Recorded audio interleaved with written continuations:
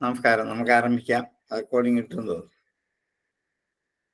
ഓം സഹനാവതു സഹനൗ ഭുനക്തു സഹ വീര്യം കരവാവഹൈ തേജസ്വിനാവധീതമസ്തു മാ വിദ്വിഷാവഹൈ. ഓം ശാന്തി ശാന്തി ശാന്തി. സമാധാനീയരായ എല്ലാ പഠിതാക്കൾക്കും വിനീതമായ പ്രണാമം. ശ്രീമദ് ഭാഗവതം 85-ാം അധ്യായം, ദശമസ്കന്ധം 85-ാം അധ്യായം 19-ാമത്തെ ശ്ലോകം മുതൽ നിൽക്കണം. ശരിയല്ലേ? ആ, ദശമസ്കന്ധം 85-ാം അധ്യായം 19-ാമത്തെ ശ്ലോകം. രാമകൃഷ്ണന്മാരെ മാതാപിതാക്കളുടെ മുമ്പിൽ ചെന്ന് തങ്ങളുടെ ദുഃഖം അറിയിച്ചപ്പോൾ അവർ ഇവരെ സമാധാനിപ്പിച്ച് ആശ്വസിപ്പിച്ച് പറഞ്ഞയക്കുകയാണ്. നിങ്ങൾ ഞങ്ങളുടെ പുത്രന്മാരല്ല, പ്രധാന പുരുഷേശ്വരന്മാരാണ്, ഭൂഭാരത്തിന് വേണ്ടി അവതരിച്ചവരാണ്, ഞങ്ങളുടെ പുത്രന്മാരാണ്. എൻ്റെ മകൻ എന്നെനിക്ക് തോന്നിയെങ്കിലല്ലേ ഉള്ളൂ എന്നോട് ഇങ്ങനെ ചെയ്തില്ലെങ്കിൽ സങ്കടം വരുന്നത്. എൻ്റെ മകനല്ല എന്നാണ് ഞാൻ വിചാരിക്കുന്നെങ്കിൽ ഈ ലോകത്തിൻ്റെ പുത്രനാണ് എന്ന് വിചാരിച്ചാൽ നിങ്ങളെ ഒന്നും ചെയ്ത് തെറ്റേയല്ല, ഒരപരാധമില്ല.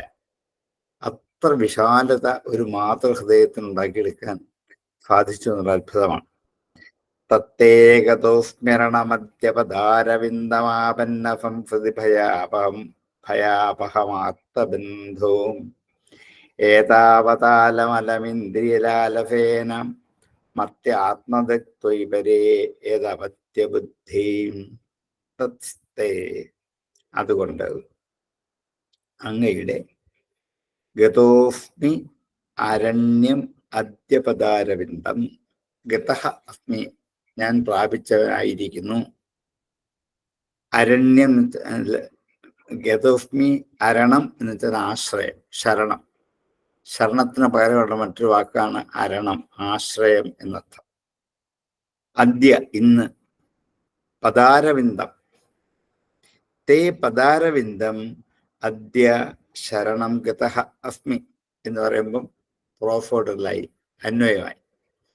അങ്ങയുടെ പദാരവിന്ദത്തിൽ ദാ ഞാനിപ്പോൾ ശരണം പ്രാപിച്ചിരിക്കുന്നു. തത്തേകതോസ്മ്യരണമദ്യപദാരവിന്ദം ആപന്ന സംസൃതി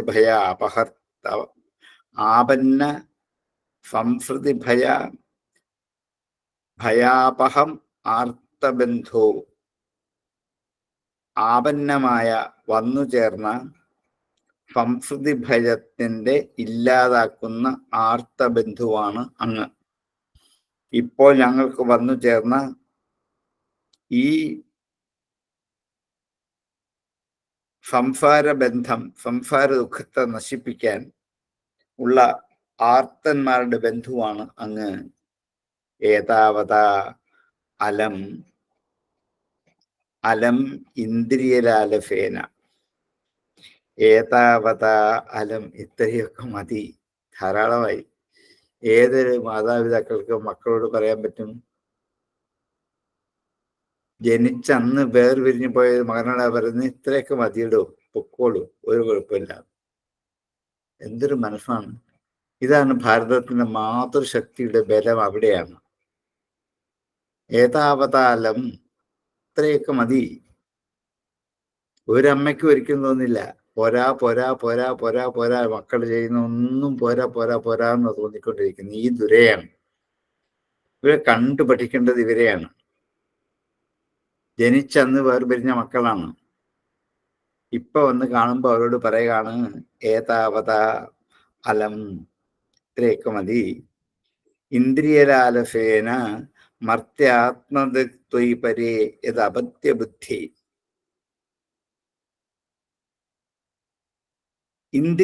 ഏതാവത ഇന്ദ്രിയലാലസേന, ഇന്ദ്രിയങ്ങളെ കുറിച്ചുള്ള ലാലസത കൊണ്ട്. ലാലസത മുഴുകുക, പുനഃപുനരതിശയേന ലസതീതി ലാലസത എന്നാണ്. വീണ്ടും വീണ്ടും അത്ഭുതകരമായി അതിലേക്ക് ലയിച്ചിറങ്ങി പോകുന്നതിന്റെ പേരാണ് ലാലസത. അപ്പം ഇന്ദ്രിയത്തിന്റെ ലാലസത, ഇന്ദ്രിയത്തിന്റെ ആഗ്രഹം, അത് തൃഷ്ണ, അലം, ഇത്രയും മതി. ഇനിയും ഈ ഇന്ദ്രിയങ്ങൾക്ക് നിങ്ങൾ മക്കളാണ്, മക്കളിൽ നിന്ന് എന്തെങ്കിലുമൊക്കെ കിട്ടണം എന്നൊരാഗ്രഹം ഞങ്ങളുടെ ഒരു ഇന്ദ്രിയങ്ങൾക്കും ഇല്ല. കണ്ണുകൊണ്ട് കാണണമെന്നുമില്ല, ചെവി കൊണ്ട് കേൾക്കണമെന്നില്ല, കൈ കൊണ്ട് തൊടണമെന്നുമില്ല, മൂക്കുകൊണ്ട് നിങ്ങളുടെ ഗന്ധം ആസ്വദിക്കണമെന്നുമില്ല. ഒന്നുകൊണ്ടും നിങ്ങളിൽ നിന്നും ഒരനുഭവത്തെയും ഇനി ഞങ്ങൾ ആഗ്രഹിക്കുന്നില്ല. സന്തോഷത്തോടെ പറയാം. ലോക അത്ഭുതങ്ങളിലൊന്നാണ് ഒരമ്മയെ കൊണ്ട് ഇങ്ങനെ വ്യാസൻ പറയിക്കുക. എത്ര അമ്മമാർക്ക് ഇത് പാഠമാകണം. നമ്മുടെ സപ്താഹ വേദികളിൽ ഈ ഒരു വാക്യമാണ് അമ്മമാർക്ക് കൊടുക്കേണ്ട ഏറ്റവും വലിയ ഉപദേശം. കാരണം ഇതുകൊണ്ട് എത്ര മാത്രം വഷളായിരിക്കുന്ന മാതൃജീവിതങ്ങളാണ് സപ്താഹ വേദിയിലേക്ക് കടന്നു വരുന്നത്. അവർക്കൊരു ഉപദേശം കൊടുത്തുകൂടെ? ഈ ദേവിയെ കൊണ്ട് ഇത് പറയിക്കുക. ഏതാവതാലം അലമിന്ദ്രിയലാലഫേന മർത്യാത്മതൃത്വൈ. ഞങ്ങള് മനുഷ്യന്റെ കണ്ണുകൊണ്ട് കണ്ടതാണ് നിന്നെ. പരേ യദപത്യബുദ്ധി. അപത്യബുദ്ധി, സന്താനം എന്നുള്ള ഒരു ബുദ്ധി മനുഷ്യന്റെ കണ്ണുകൊണ്ട് നോക്കിയപ്പോ കണ്ടു എന്ന് മാത്രമേ ഉള്ളൂ. അതുകൊണ്ട് നിങ്ങൾ പറഞ്ഞത് ശരിയാണ്. നിങ്ങൾ മക്കളാണ്, ഞങ്ങൾ മാതാപിതാക്കളാണ്, ഒക്കെ ശരിയാണ്. പക്ഷെ ഈ അപത്യബുദ്ധി മർത്യാത്മതൃത്വൈ, അങ്ങയില്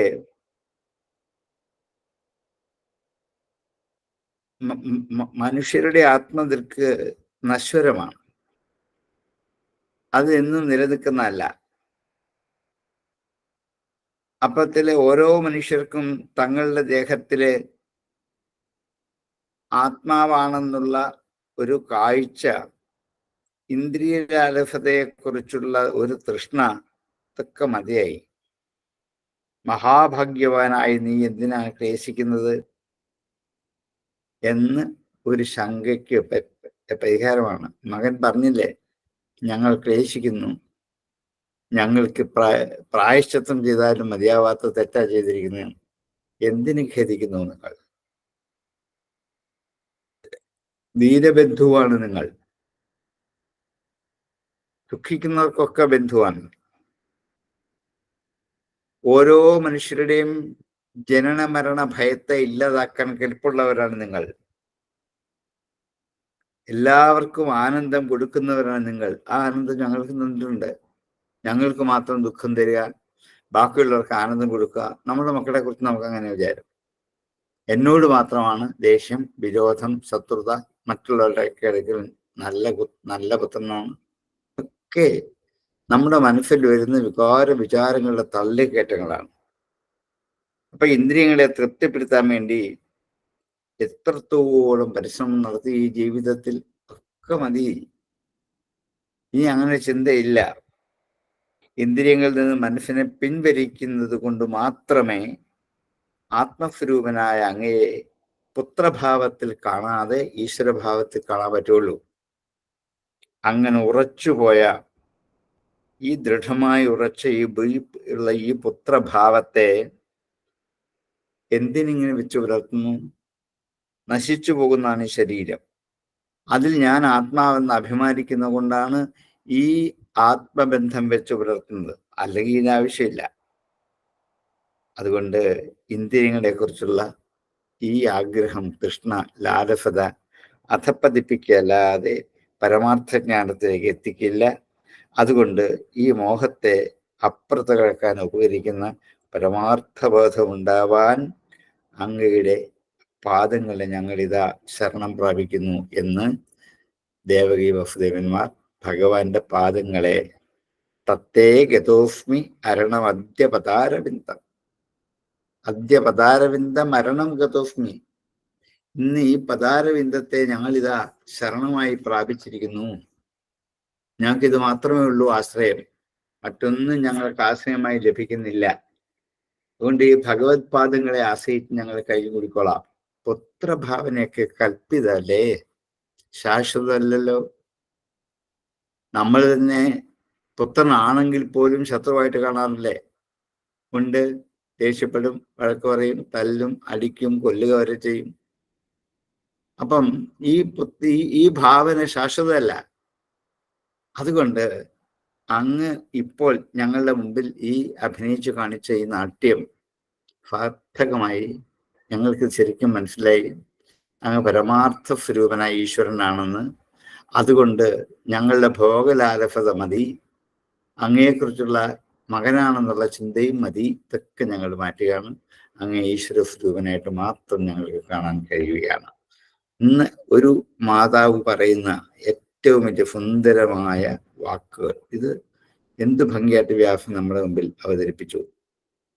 തത്തേകതോസ്മിരണമദ്യപദാരവിന്ദമാപന്ന സംസ്കൃതിഭയാപഹമാർത്തബിന്ധോ ഏതാവതാലമലമിന്ദ്രിയലാലസേന മർത്യാത്മതത്വൈപരേ യദപത്യബുദ്ധി തത് ആപന്ന സംസ്കൃതിഭയാപഹം.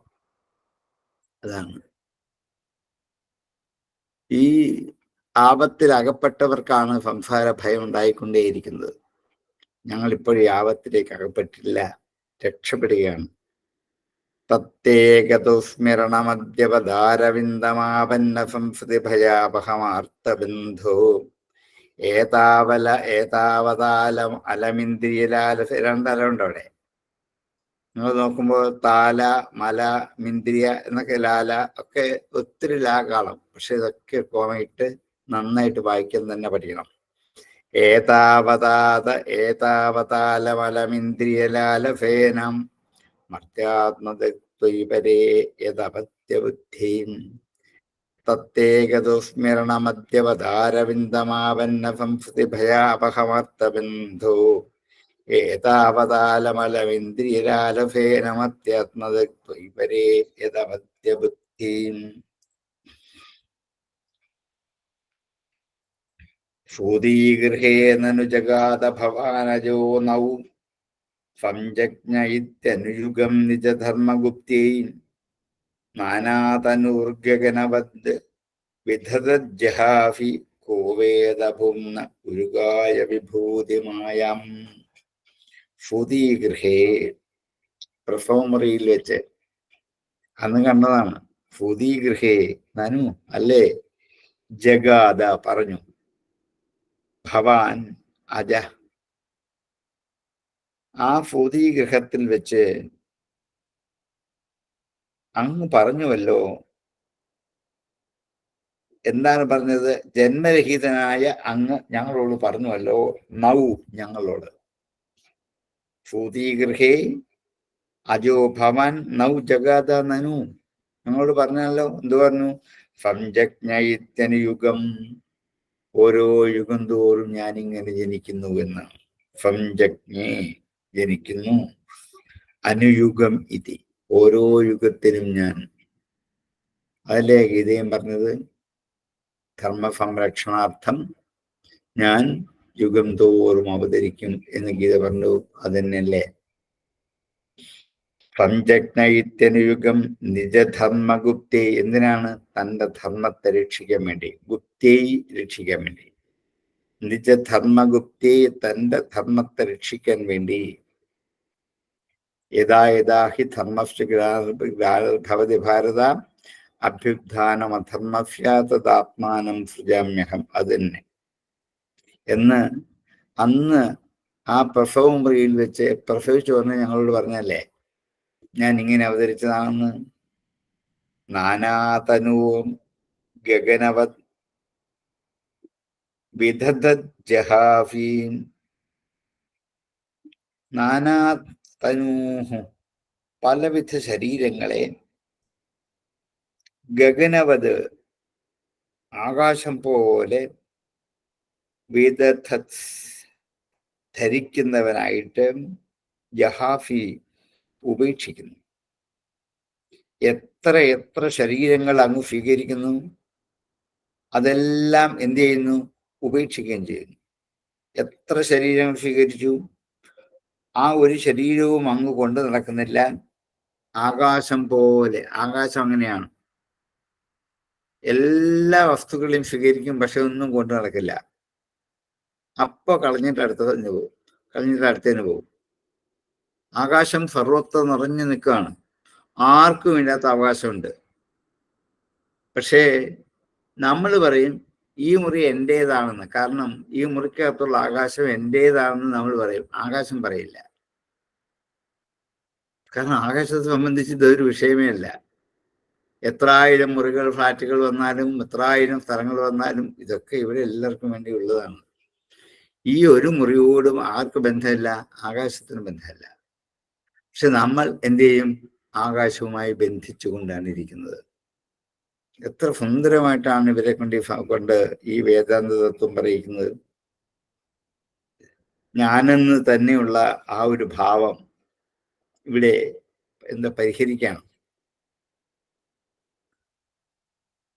ഓരോ യുഗന്തോറും ഞാൻ അവതരിക്കുന്നു എന്ന് അവതാര സമയത്തിൽ പ്രസവമുറിയിൽ വെച്ച് ഞങ്ങളോട് അരുളി ചെയ്തല്ലോ. ജന്മാദികളായ വികാരങ്ങൾ നശിക്കാതെ ഈ വിധത്തിൽ ബഹുവിധ ദേഹങ്ങൾ ധരിക്കുകയും ഉപേക്ഷിക്കുകയും ചെയ്തെങ്കിലും ആകാശം പോലെ ഒന്നിനോടും ബന്ധമില്ല. ആകാശത്തിന് അങ്ങനെയാണ്. കുടത്തിലാകാശമുണ്ട്, ജലത്തിലാകാശമുണ്ട്, അതുപോലെ ഓരോ വസ്തുക്കൾക്കകത്തും ആകാശമുണ്ട്. പക്ഷെ ആകാശത്തിന് ആരോടും ഒരു ബന്ധമില്ല. നാനാതനൂർഗഗനവത് വിദധജ്ജഹാഫി ഓ വേദഭൂന്ന ഉരുകായ വിഭൂതിമായം.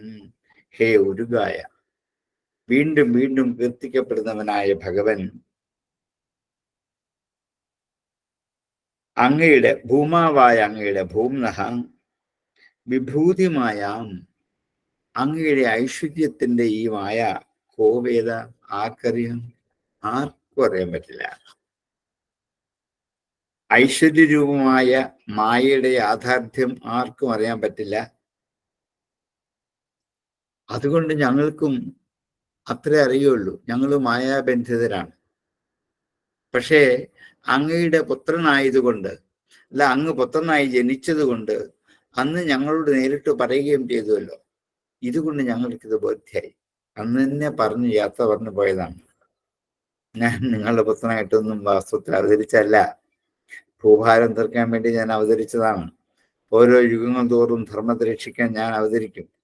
ഇപ്പൊ അങ്ങ് ധർമ്മരക്ഷയ്ക്ക് വേണ്ടി നിങ്ങളുടെ പുത്രനായിട്ട് ഇവിടെ ജനിച്ചു എന്ന് മാത്രമേ ഉള്ളൂ. ഞാനിതാ പോവുകയാണ് ധർമ്മത്തെ രക്ഷിക്കാൻ. ഒരു വിധവുമില്ല സന്തോഷം.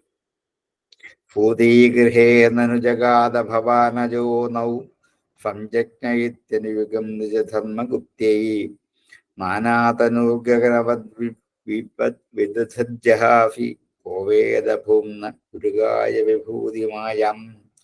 ഭൂതീഗൃഹേ നനുജഗാത ഭവാനജോ നൗ സംജജ്ഞയിത്യനുയുഗം നിജധർമ്മഗുപ്തൈ നാനാതനൂർഗഗനവദ് വിദധജ്ജഹാഫി കോവേദഭൂമ്ന ഉരുകായ വിഭൂതിമായം. ഭൂതീഗൃഹേ നനുജഗാത ഭവാനജോ നൗ സംജജ്ഞയിത്യനുയുഗം നിജധർമ്മഗുപ്തൈ നാനാതനൂർഗഗനവദ് വിദധജ്ജഹാഫി കോവേദഭൂമ്ന ഉരുകായ വിഭൂതിമായം. ഇത്രയുമാണ് ദേവകി വസുദേവന്മാർ ആ പുത്രന്മാർ കാൽക്കൽ വീണ് നമസ്കരിച്ച് പ്രായശ്ചിത്തം ചോദിച്ചപ്പോൾ അനുഗ്രഹിച്ച് പറഞ്ഞയക്കുന്നത് ഇങ്ങനെയാണ്. എന്തൊരു ഉദാത്തവും ഉത്കൃഷ്ടവുമായ മാതൃത്വവും പിതൃത്വവും. ഏതമ്മയ്ക്ക് ഇങ്ങനെ പറയാൻ പറ്റും? നമുക്ക് വിചാരിക്കും ഇപ്പൊ കൃഷ്ണൻ ആയതുകൊണ്ടാണ് എന്ന്. പക്ഷെ ഇവിടെ കൃഷ്ണൻ മനുഷ്യരൂപത്തിലാണ് ഇവരുടെ മുമ്പിൽ നിൽക്കുന്നത്. മനുഷ്യഭാവത്തിൽ നിൽക്കുമ്പോൾ മനുഷ്യോചിതമായ എത്ര ചിന്തകൾ ഈ അമ്മയ്ക്ക് കടന്നുകൂടാം.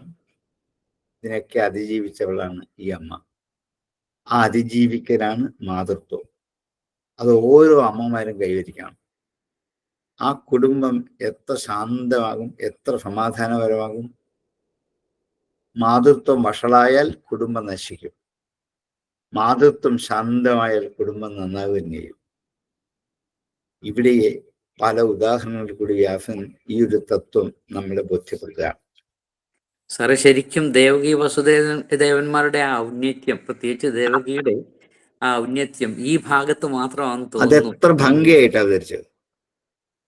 കാരണം നമ്മൾ സാധാരണ നന്ദഗോപരുടെയും അവിടെ അമ്പാടിയിലെയും കാര്യങ്ങളല്ലേ സാധാരണ. അതെ, നമ്മൾ ദേവവസുദേവന്മാരെ അന്നേ വിട്ടു. ഇവിടെ ഈ നമ്മളെ യശോദയുടെ പറയായിരുന്നു ഇത്രയും കാലം. ശരിക്കും ദേവകി എവിടെ നിൽക്കുന്നു ഇവിടെ വരുമ്പോഴാ മനസ്സിലാകുന്നത്. തന്നെ അന്നല്ല വ്യാസന് പറയാനുള്ള മാതൃത്വം എന്താണെന്ന് ശരിക്കും ഇവര് കൂടിയാ കാണിച്ചത്. ആ ഓരോ ആ സന്ദർഭങ്ങളില് അതെ, എന്തെല്ലാം ആ സന്ദേശങ്ങള് ആ കാലത്ത് അതെ. തന്നെ. ഒരു മക്കളുടെ മുഖത്ത് നോക്കി മനുഷ്യനാണ് ഇവർ രണ്ടുപേരും സ്വന്തം പുത്രമായിട്ട് അന്ന് അവര് ഒരു മായ കൊണ്ട് ഇങ്ങനൊക്കെ കാണിച്ചു പോയെങ്കിലും പിന്നെ മനുഷ്യരാണല്ലോ, ഇടയ്ക്കിടയ്ക്കെങ്കിലും തോന്നാതിരിക്കില്ലേ. അപ്പൊ അവസാനം ദേവകി പറഞ്ഞത്, മതി, ഇത്രയൊക്കെ മതി മക്കളെ, നിങ്ങൾ പൊക്കോളൂ.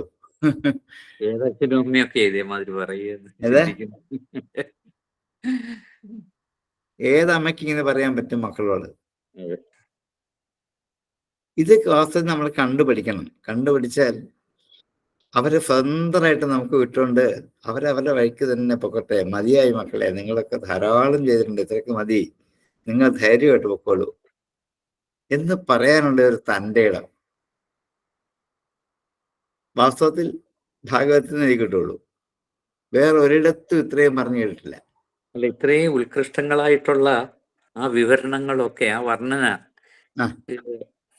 ഇതൊന്നും ആരും സത്യത്തിൽ കാണാറില്ല. സാറിപ്പോ ഇതൊക്കെ ഇതൊന്നും കാണാതെ എങ്ങനെ ഭാഗവതം വായിച്ചു പഠിച്ചു പോകുന്ന പറയുമ്പോഴാണ് ഇതെല്ലാം.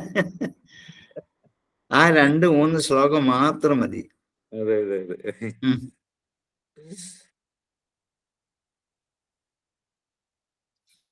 എന്തായാലും നമുക്കിനി എവിടെയെങ്കിലും ഭാഗവതത്തെ കുറിച്ച് പറയുമ്പോൾ ഇതൊക്കെ പറയാൻ പറ്റും.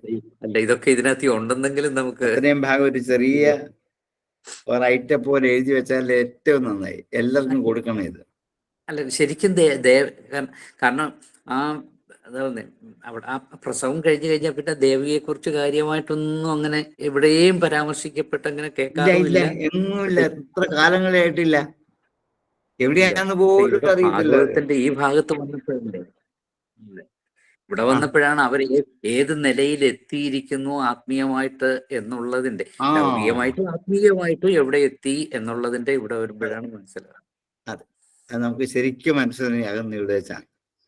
അങ്ങനെ ഒരമ്മ, ഒരു മാതൃത്വം ആത്മീയതയിലേക്ക് തിരിഞ്ഞാൽ എന്ത് ശാന്തമാകും. അല്ല, ശരിക്കും അങ്ങനെ ദേവകിയെ അങ്ങനെ ഒബ്സ്ക്യൂർ ആക്കാൻ പറ്റാത്ത ക്യാരക്ടറാണല്ലോ അത്. ഈ സന്ദർഭ വ്യാസൻ വീണ്ടും കൊണ്ടുവന്ന് അത്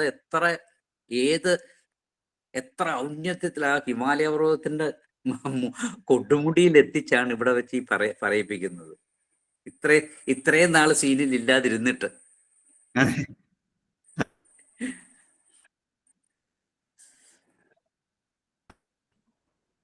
പഠിച്ച് ഭാഗവതം പറയുന്ന മനുഷ്യ ജീവിതത്തെ കുറിച്ചാണ്, ഭക്തി അല്ല, നമുക്ക് പലപ്പോഴും വ്യക്തമാകും. അതെ അതെ അതെ അതെ. ഇനിയും ഇങ്ങനെ ഇഷ്ടംപോലെ ഏകാദശി തൊട്ട് കിടക്കട്ടെ. എന്തൊക്കെയാണ് വ്യാസന് പറയാനുള്ളത്? നെറ്റിന് എന്തോ ചെറിയ പ്രശ്നമുണ്ടെന്ന് തോന്നുന്നു. ഇടയ്ക്കിടയ്ക്ക് വോയിസ് ക്രാക്ക് ആകുന്നുണ്ട്. സാറിന്റെ വോയിസ് ഇടയ്ക്കിടയ്ക്ക് ക്രാക്ക് ആകുന്നുണ്ട്. നെറ്റിന് പ്രശ്നമുണ്ടോ തോന്നുന്നു. ഇടയ്ക്കിടയ്ക്ക്. നേരത്തെ ഇല്ല, ഞാനിപ്പോ അവിടെയല്ല, വേറെടുത്താണ്, അവിടുന്ന് എടുക്കുന്നേ. സൗണ്ടിന് കുറവുണ്ടോ? സൗണ്ട് കുറവാകുന്നുണ്ട്. ഇടയ്ക്കിടയ്ക്ക് ബ്രേക്ക് ആകുന്നുണ്ട്. ചിലപ്പോ ശരിയാകുന്നുണ്ട്, ചിലപ്പോ ഇച്ചിരി ബ്രേക്ക്. കേൾക്കാൻ വിഷമമുണ്ടോ? ശബ്ദം കേൾക്കുന്നില്ലേ? ഇപ്പൊ കേൾക്കുന്നുണ്ട്. ഇപ്പൊ ഓക്കെ. അപ്പൊ നമുക്ക് തൽക്കാലം ഇങ്ങനെ അങ്ങോട്ട് പോവാം. ഇവരുടെ ഇതിന്റെ ഞാൻ വേറൊരു സെറ്റിലെ ഇപ്പൊ കയറിയിരിക്കുന്നത്, അതുകൊണ്ടാ. ഇപ്പൊ കുഴപ്പമില്ല സാർ, ഇപ്പൊ കേൾക്കാം. നമുക്ക് ബാക്കിയിലേക്ക് പോവാം. ശ്രീശുക ഉവാചാം ആകർണ്യർത്ഥ്യം ധം പിതുർവാക്യം ഭഗവൻ സത്വദർശഭ പ്രത്യാഹ പ്രശ്രയാ നമ്രപ്രഹസൻ ലക്ഷണയാ ഗിരാം.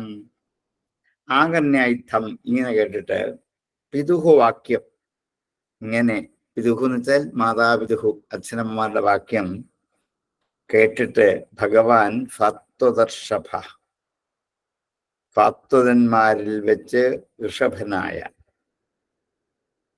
യാദവന്മാരിൽ വെച്ച് ഉത്കൃഷ്ടനായ, ഭക്തന്മാരിൽ വെച്ച് ഉത്കൃഷ്ടനായ ആ ശ്രീകൃഷ്ണ ഭഗവാൻ ഇങ്ങനെ ആ മാതാപിതാക്കളുടെ വാക്ക് കേട്ടിട്ട് പ്രത്യാഹ മറുപടി പറഞ്ഞു. പ്രശ്രയാനമ്ര. പ്രശ്രയം വിനയം, വിനയം കൊണ്ട് കുനിഞ്ഞിട്ട്, പ്രശ്രയം കൊണ്ട് ആനമ്രനായിട്ട്, വിനയം കൊണ്ട് കുനിഞ്ഞിട്ട്, പ്രഹസൻ ഒന്ന് ചിരിച്ചിട്ട്, ക്ഷണയാഗിര മൃദുവായ വാക്കിലൂടെ. ഇത്രയും കേട്ടപ്പോ കൃഷ്ണൻ ചിരിക്കാനാ തോന്നി, ഒരു ചിരിയാ തോന്നിയ. നോക്കൂ, ഒരു മകനും ഒരു അമ്മയും തമ്മിലുള്ള സംഭാഷണത്തിന്റെ ഒരു സ്വാരസ്യം. ഇത്രയൊക്കെ ഈ അച്ഛനമ്മമാർ പറഞ്ഞപ്പോൾ ഒന്ന് ചിരിച്ചു. എന്നിട്ട് സ്നിഗ്ധമായ, മധുരമായ, സാന്ദ്രമായ, ലഘുവായ ഭാഷയിൽ അവരോട് മറുപടി പറഞ്ഞു. ആകർണേത്ഥം പിതൃവാക്യം ഭഗവൻ സത്വദർശഭാം പ്രത്യാഹ പ്രശ്രയാനമ്ര പ്രഹസൻ സാക്ഷണയാ ഗിരാം. ആകർണേത്ഥം പിതൃവാക്യം ഭഗവാൻ സത്വദർശഭ പ്രത്യാഹ പ്രശ്രയാനമ്ര പ്രഹസൻ സാക്ഷണയാ ഗിരാം. ശ്രീഭഗവാനുവാചാം വചോ സമവേദാർത്ഥം താതേതതുപമന്മഹേ എന്ന പുത്രാൻ സമുദ്ദിശ്യ തത്വഗ്രാമ ഉദാഹൃതം. വചോ വഹ, നിങ്ങളുടെ വാക്കുകൾ, സമവേദാർത്ഥം, നിങ്ങളുടെ വാക്കുകൾ അർത്ഥത്തോടു കൂടിയതാണ്. സമവേദം കൂടിച്ചേർന്നത്, സമവേദാർത്ഥം അർത്ഥത്തോടു കൂടിച്ചേർന്നാണ് നിങ്ങളുടെ വാക്കുകൾ. ശരിയായ അർത്ഥമുള്ള വാക്കുകളാണ് നിങ്ങൾ പറയുന്നത്.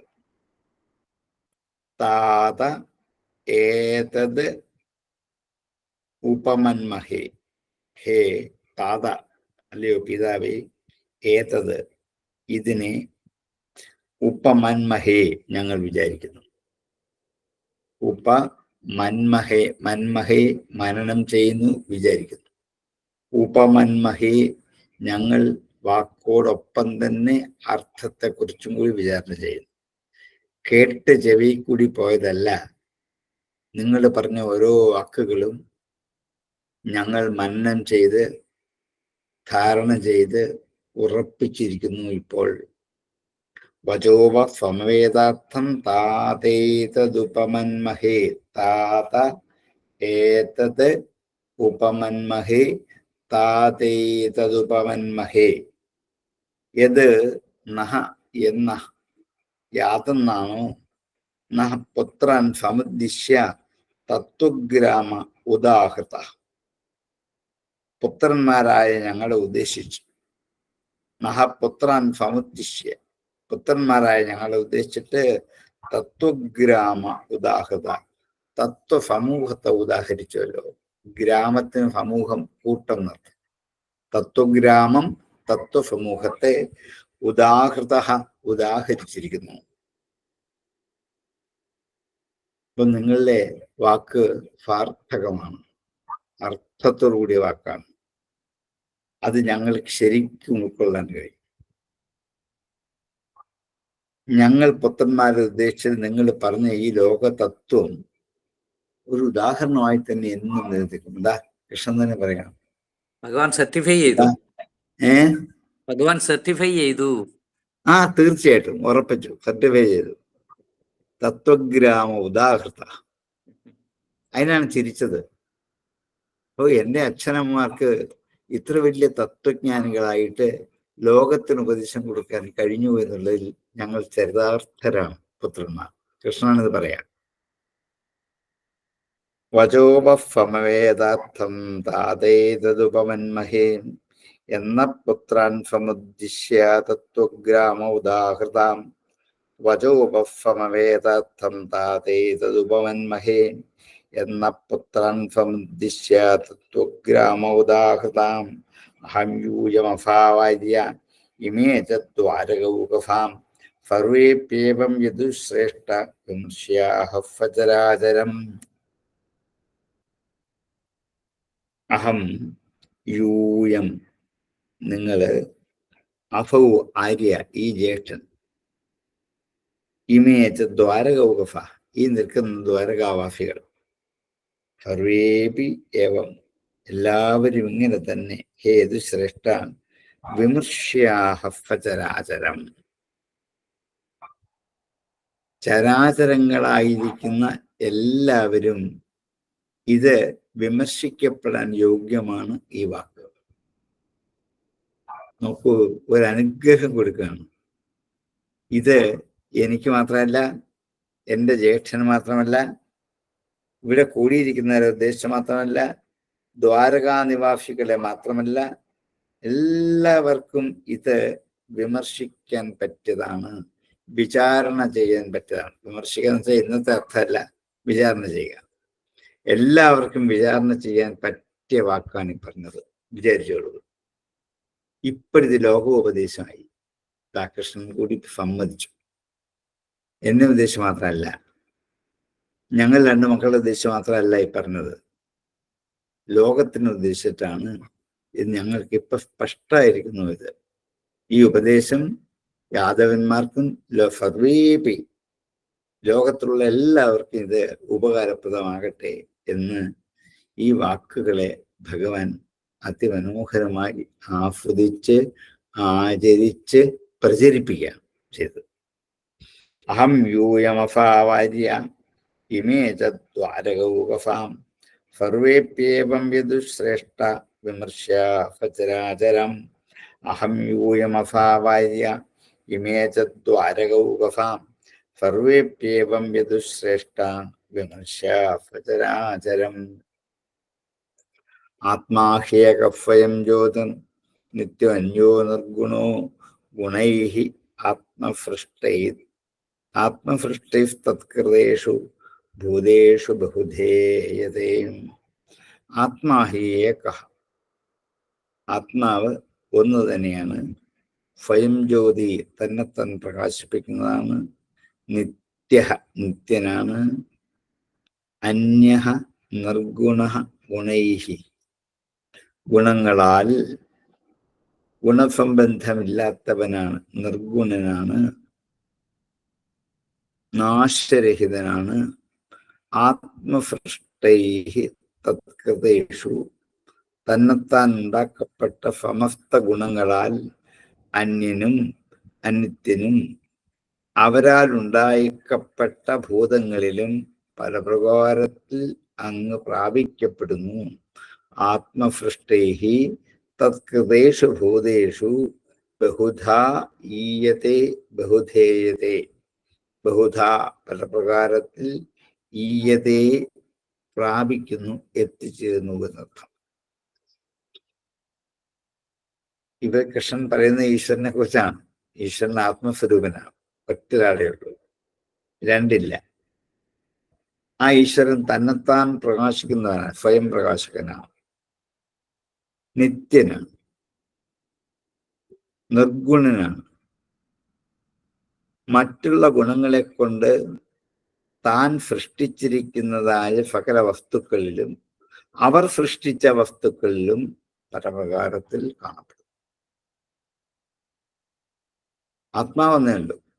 ഒരു സൂര്യൻ തന്നെ എത്ര കിണറുകളിൽ, എത്ര കുളങ്ങളിൽ പലതായിട്ട് കാണപ്പെടുന്നത് പോലെ ഒറ്റ സൂര്യനെ ആകാശത്തുള്ളൂ. പക്ഷെ ഉപാധികൾ പലതായപ്പോൾ പലതായിട്ട് കാണപ്പെടുന്നു മാത്രം. വസ്തുതത്വം ഒന്ന് തന്നെ.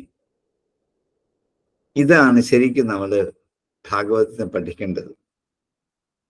ഈശ്വരൻ ഏകനാണ്, ഒന്നേ ഉള്ളൂ, അതെല്ലായിടത്തും നിറഞ്ഞു നിൽക്കുന്നതാണ്, നിത്യനാണ്.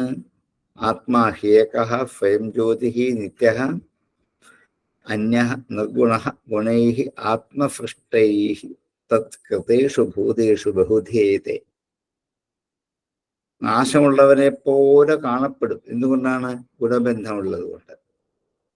പക്ഷേ താൻ സൃഷ്ടിച്ച അനേക രൂപങ്ങളായി കാണപ്പെടുന്ന എല്ലാ ഉപാധികളും അവരാൽ സൃഷ്ടിക്കപ്പെട്ടതിന് ഞാനുണ്ട്.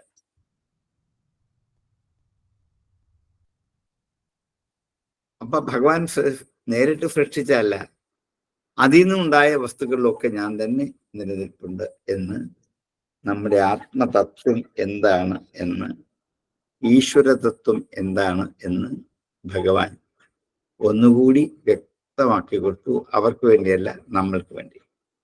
ആത്മാക്ഷേകം ജ്യോതം നിത്യോന്യവും നിർഗുണോ ഗുണൈ ആത്മസൃഷ്ടൈസ്തത്കൃതേഷു ഭൂതേഷു ബഹുധേയതേ. ആത്മാഹ്യേകം ജ്യോതം നിത്യോന്യോ നിർഗുണോ ഗുണൈ ആത്മസൃഷ്ടൈസ്തത്കൃതേഷു ഭൂതേഷു ബഹുധേയതേ. ഖം വായുർജ്യോതിരാവോ ഭൂസ്തത്കൃതേഷു യഥാശയം ആവിസ്ഥിരോ സ്ഥിരോൽപഭൂയേകോ നാനാത്വം യത്യഭാവപി. ഖം ആകാശം, വായു ജ്യോതിഷി, ആപഹ ഭൂഹു പഞ്ചഭൂതങ്ങൾ. ഖം ആകാശം, വായു അറിയാം, ജ്യോതിഷ് അഗ്നിയാണ്, ആപഹ വെള്ളമാണ്, ഭൂഹു ഭൂമിയാണ്. പഞ്ചഭൂതങ്ങൾ 5. തത്കൃതേഷു അവകളാൽ ചെയ്യപ്പെട്ടത്, പഞ്ചഭൂതങ്ങൾ കൊണ്ട് പരസ്പരം ചേർന്ന് കൂട്ടിച്ചേർന്ന് ഉണ്ടാക്കപ്പെട്ട സമസ്ത ജീവജാലങ്ങൾ. എല്ലാ ജീവജാലങ്ങളും പഞ്ചഭൂതങ്ങൾ ഒന്നിച്ചെന്നുണ്ടായതാണ്. പേർത്തും തമ്മിൽ പൃഥ്വി, തേജോ, വായു, ആകാശങ്ങൾ പിണൈപ്പു മേന്മേൽ സൃഷ്ടിയിൽ ഈശൻ പിരിപ്പു സംഹൃതിയിൽ. പഞ്ചഭൂതങ്ങളെ കൂട്ടി ഇണക്കിച്ചേർത്ത് സൃഷ്ടിക്കാൻ പറ്റുള്ളൂ. ഒരു സൃഷ്ടിയിൽ ഇത് 5 ഉണ്ടാവണം, അല്ല പറ്റില്ല. വായു വേണം, ജലം വേണം, അഗ്നി വേണം, ഭൂമി മണ്ണ് വേണം, ശരീരം വേണം, മജ്ജ വേണം, മാംസം വേണം, ഇതൊക്കെ വേണം. ഇതെല്ലാം യഥാശയം ആശയത്തെ അനുസരിച്ചാണ്. ആശയം ഉപാധിയാണ്. ആഫമന്തത് എന്നർത്ഥം. ഈ പ്രപഞ്ചം നശിക്കുന്നവരെ നിൽക്കുന്ന വസ്തുക്കളൊക്കെയാണ് ഇവിടെ ആശയങ്ങൾ. നമ്മൾ ഇന്ന് ആശയത്തെക്കുറിച്ച് എത്രയോ വിപുലവും ന്യൂനവുമായ അർത്ഥത്തിലേക്ക് കടക്കുമ്പോൾ ഭാഗവതം അതിനെ മനോഹാരിത കാണിച്ചു തരികയാണ്.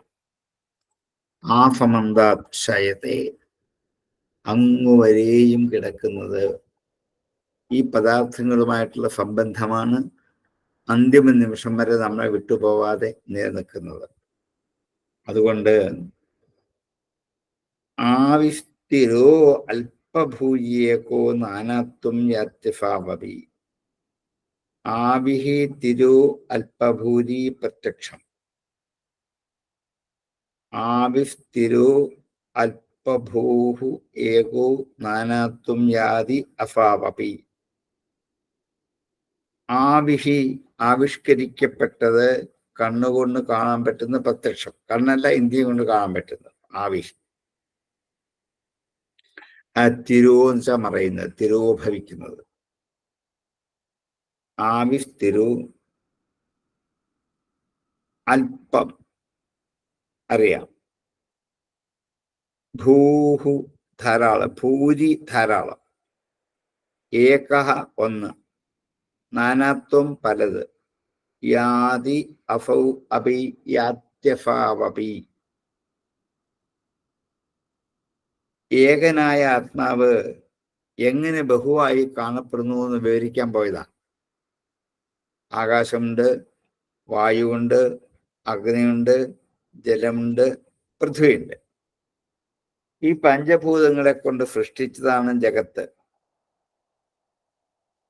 അപ്പൊ ജഗത്തിൽ കാണപ്പെടുന്ന ഓരോ ഉപാധികളുടെയും വലിപ്പച്ചെറുപ്പം അനുസരിച്ച് അവയിലൊക്കെ ഏകനായ ആത്മാവ് പ്രത്യക്ഷനായും അപ്രത്യക്ഷനായും അല്പനായും മഹാനായും പല ഭേദത്തിൽ പലതായി കാണപ്പെടുന്നു.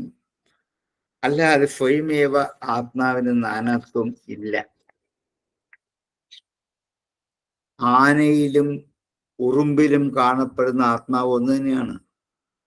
ആനയിലെ ആത്മാവ് വലുതാണ്, ഉറുമ്പിലെ ആത്മാവ് കുഞ്ഞാണ്. അങ്ങനെയില്ല. കാരണം എന്താണ്?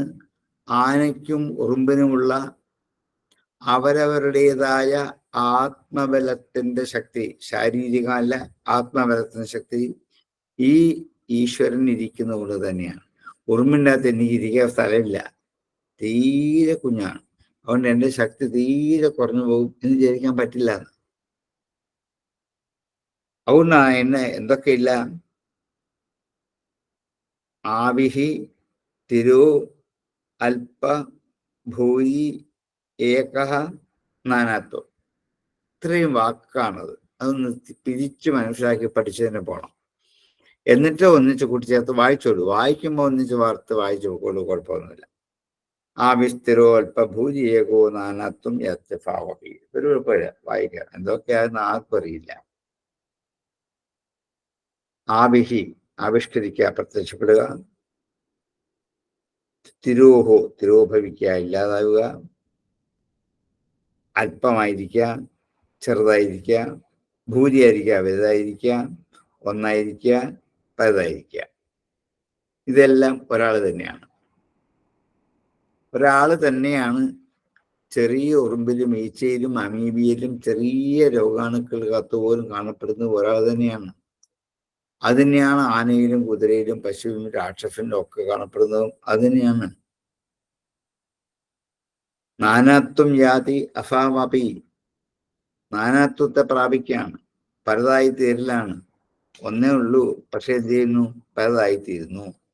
അതുകൊണ്ട് ഒരു ആത്മാവ് തന്നെയാണ്. അത് നേരത്തെ പറഞ്ഞത് ആത്മാഹി ഏക സ്വയം ജ്യോതി. ആത്മാവ് ഒന്നേ ഉള്ളൂ, പരമാത്മചൈതന്യ സ്വരൂപം ഒന്നേ ഉള്ളൂ. അതിന് പലതില്ല, ബഹുത്വമില്ല. ബഹുത്വമുള്ളത് വസ്തുക്കൾക്കാണ്, പദാർത്ഥങ്ങൾക്കാണ് ബഹുത്വം. ഓരോ പദാർത്ഥത്തിലും ഓരോന്നായി തന്നെ. ഒരു കിണറ്റിൽ നിന്നും 100 ബക്കറ്റിന്റെ 100 കുടത്തിൽ 100 പാത്രങ്ങൾ ജാറിൽ വെള്ളം കോരുമ്പോൾ അതിന് 100 തരത്തിൽ വ്യവഹരിക്കപ്പെടും. ബക്കറ്റിലെ വെള്ളം, ജാറിലെ വെള്ളം, കുടത്തിലെ വെള്ളം, ഗ്ലാസ്സിലെ വെള്ളം എന്നിങ്ങനെ വ്യവഹരിക്കപ്പെടും. പക്ഷെ വെള്ളം എന്ത് തന്നെയാണ്? ഒന്ന് തന്നെയാണ്. വെള്ളത്തിന് നാനാത്വം ഉണ്ടോ? ഇല്ല. പിന്നെ എങ്ങനെയാണ്? നമ്മൾ ഉപാധികൾ എന്ന പാത്രത്തിൽ ആവിഷ്കരിച്ചപ്പോൾ അതിന് ഭൂരി അല്പതം. ഒരു ഗ്ലാസ്സിൽ എടുത്തപ്പോൾ കുറച്ചേ ഉള്ളൂ, വലിയ ബക്കറ്റിൽ എടുത്തപ്പോൾ ഭൂരിയായി. എന്താണ്? നാനാത്വം ഇല്ല, ഏകത്വം ഇല്ല. 10 മിനിറ്റ് ഞാൻ കൊണ്ട് വിളിക്കാം. നാനാത്വം ഇല്ല, ഏകത്വം ഇല്ല. അതുപോലെ നേരിട്ട് കാണാൻ പറ്റുകയോ തിരോഭവിക്കലോ ഇതൊന്നുമില്ല. ഇങ്ങനെ ആണ് വാസ്തവത്തിൽ പരമാത്മ സ്വരൂപത്തിന്റെ ചൈതന്യം എന്ന് ബോധ്യപ്പെടുത്തുകയാണ്. ഖം വായുർജ്യോതിരാപോ ഭൂസ്തത്കൃതേഷു യഥാശയം ആവിസ്ഥിരോൽപഭൂര്യേകോ നാനാത്വം യത്യഭാവപി. ഖം വായുർജ്യോതിരാപോ ഭൂസ്തത്കൃതേഷു യഥാശയം ആവിസ്ഥിരോൽപഭൂര്യേകോ നാനാത്വം യത്യഭാവപി. ഖം വായുർജ്യോതിരാപോ ഭൂസ്തത്കൃതേഷു യഥാശയം ആവിസ്ഥിരോൽപഭൂര്യേകോ നാനാത്വം യത്യഭാവപി. ഇങ്ങനെ ശ്രീകൃഷ്ണൻ ബലരാമനും മാതാപിതാക്കളോട് പറഞ്ഞു കഴിഞ്ഞപ്പോൾ ശ്രീശുകൻ ബാക്കി കഥ പറഞ്ഞ് ഇവരിനെ എന്ത് ചെയ്തു എന്ന് ബാക്കി കഥയിലേക്ക് കടക്കുകയാണ്. ഞാൻ വീട്ടിലല്ല, മറ്റു സ്ഥലത്താണ്. എനിക്ക് ഇവിടെ നിന്ന് ഇറങ്ങേണ്ട സമയം ഏതായിരിക്കുന്നതുകൊണ്ട് നമുക്ക് ഇന്ന് ഇവിടെ ഉപസംഹരിക്കാം. നമ്മുടെ സമയം ഏതാണ്ടും ആയിട്ടുണ്ട്. ആർക്കെങ്കിലും സംശയം ഉണ്ടെങ്കിൽ ചോദിക്കാം, അല്ലെങ്കിൽ ഇന്ന് തീർന്നിട്ട് ശുഗൻ പറയുന്ന വാക്കുകൾ നമുക്ക് അടുത്ത ക്ലാസ്സിലേക്ക് മാറ്റിവെക്കാം. ഇനി മുതൽ ഈ എന്താണ് ബുധൻ വ്യാഴം എന്നുള്ളത് കഴിവതും നമുക്ക് അങ്ങനെ തന്നെ പോകാൻ നോക്കാം. കാരണം ഉപനിഷത്തില്ലല്ലോ, അതുകൊണ്ട് അങ്ങനെ പോകാൻ നോക്കാം. എന്നിട്ട് വെള്ളിയാഴ്ച ഫ്രീ ആക്കാം. ഇനി മറ്റെന്തെങ്കിലും ഒരു ക്ലാസ് നമുക്ക് സ്റ്റാർട്ട് ചെയ്യുന്ന കാര്യം ആലോചിക്കാം. അപ്പം വേണമെങ്കിൽ വ്യാഴമോ വെള്ളിയോ അങ്ങോട്ടോ ഇങ്ങോട്ടോ മാറാം. തൽക്കാലം ഇങ്ങനെ പോട്ടെ. എൻ്റെ സൗകര്യം അനുസരിച്ച് ചിലപ്പോൾ ഞാൻ വ്യാഴം വെള്ളിയാക്കി വരും. പക്ഷെ നിങ്ങളെ ദിവസവും അന്ന് രാവിലെ അറിയിക്കും ഇന്ന് ഇങ്ങനെ മാറിയിട്ടുണ്ടെന്ന കാര്യം. ഇന്ന് ഉപസംഹരിക്കാം. ആർക്കെങ്കിലും സംശയം ഉണ്ടെങ്കിൽ ചോദിക്കാം. സാറേ, ഒരു സംശയം ഉണ്ടായിരുന്നു. പുരാണങ്ങളിൽ പഞ്ചകന്യകളെ കുറിച്ച് പറയുന്നുണ്ടല്ലോ, അതിലെ താര ഉൾപ്പെടുന്ന എങ്ങനെയാ സാറേ? അതിലെ താരയും വരുന്നില്ലേ? താരയില്ലേ? താരയുടെ യോഗ്യത എന്താണ് അതിലെ? എന്തോ അയോഗ്യത? എന്തുവാ യോഗ്യത അറിയാൻ മേല. അയോഗ്യത എന്തുവാ? ഒരു വാനരശ്രീ അല്ലേ? പത്നിയാണെന്നാണ് പറയാൻ പോകുന്നത്. എങ്ങനെയാണെങ്കിൽ മണ്ഡോദരിയോ? മണ്ഡോദരി രാക്ഷസി. അത് പത്നിയല്ലേ? രാവണന്റെ പത്നിയല്ലേ? രാവണന്റെ പത്നിയല്ലേ മണ്ഡോദരി? അതെ, അപ്പൊ ഭാര്യയല്ലേ, അപ്പൊ കന്യക എന്ന് പറയാൻ പറ്റുമോ എന്നല്ലേ ചോദിക്കാൻ വരുന്നേ. പിന്നെ എങ്ങനെയാ അവരെ പറയുന്നത് സാറേ? 5 പേരുടെ ചോദ്യം അതല്ലേന്നാ ഞാൻ ചോദിക്കാൻ പോന്നെ. കന്യക എന്ന് ഇവരെ പറയാൻ പറ്റുമോ എന്നല്ലേ ചോദിക്കാൻ പോന്നേ. അല്ല, ഇവർക്കുള്ള ഗുണം എന്താ അങ്ങനെ ഇവരെ 5 പേരെന്ന് ഇങ്ങനെ മാറ്റി നിർത്തിയിരിക്കുന്നത്? 5 പേരുടെ കാര്യം പറയുന്നുണ്ടല്ലോ. 5 പേരിലുള്ള ക്വാളിറ്റികളുണ്ട്. കാരണം ഏറ്റവും അധികം ബ്രഹ്മോപദേശം കിട്ടിയത് ആരൊക്കെയാണ്? അറിയാൻ മേല സാറേ. ബ്രഹ്മോപദേശം കിട്ടിയത് ആരൊക്കെയല്ലേ? ആണോ? അറിയാൻ വയ്യ. പിന്നെ താരക്ക് ഭഗവാൻ കൊടുക്കുന്നത് രാമായണം വായിച്ചില്ലേ? താരോപദേശം. താരോപദേശം അതിലിറങ്ങാത്ത ഒരു വേദാന്ത തത്വം ഇല്ല. താര ചോദിക്കുന്ന 3 ചോദ്യങ്ങള് യാജ്ഞവൽക്യനും ഗൗതമനും ചോദിക്കുന്ന 3 മഹത്തായ ആർഷ ചോദ്യങ്ങളാണ് ഇവർ ചോദിക്കുന്നത്. അതിന് മറുപടി പറയുമ്പോൾ അത്ഭുതമാണത്. അധ്യാത്മരാമായണത്തിലുണ്ട്. എന്തുകൊണ്ടാണ് ഇവയ്ക്ക് നിറഭേദങ്ങൾ ഉണ്ടാകുന്നത് എന്നൊരു ചോദ്യം ചോദിക്കുന്നുണ്ട്. ഇത് താരക്കല്ല, മറ്റൊരാളും ഇതുവരെ ചോദിച്ചിട്ടില്ല. ഇത്ര യോഗ്യതയുള്ള ആത്മജ്ഞാനത്തിന് യോഗ്യതയുള്ള ഒരു കഥാപാത്രം വേറെയില്ല. അത് തന്നെ താരക്ക് യോഗ്യതയാണ്.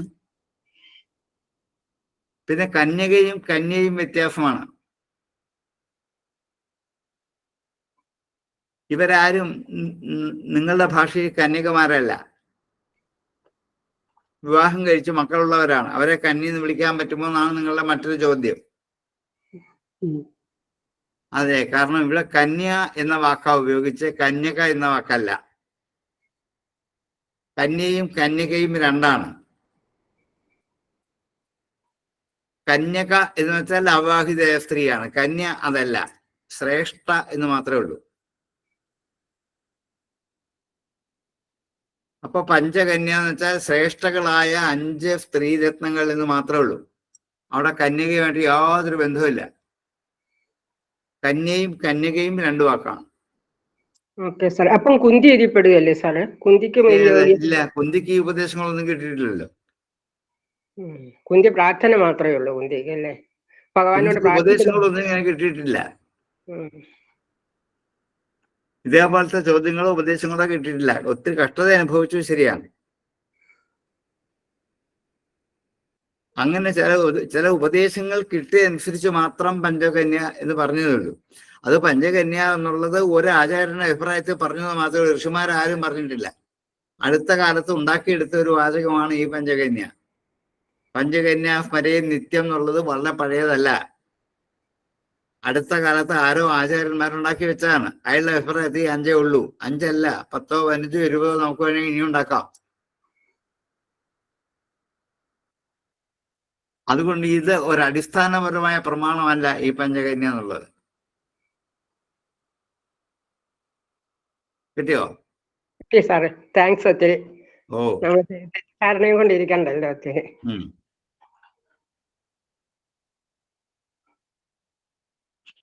ഇപ്പൊ സംശയങ്ങളില്ലെങ്കിൽ ഇന്നിപ്പോ സംഹരിക്കാം. നമുക്ക് അടുത്ത ക്ലാസ്സിൽ എടുക്കാം.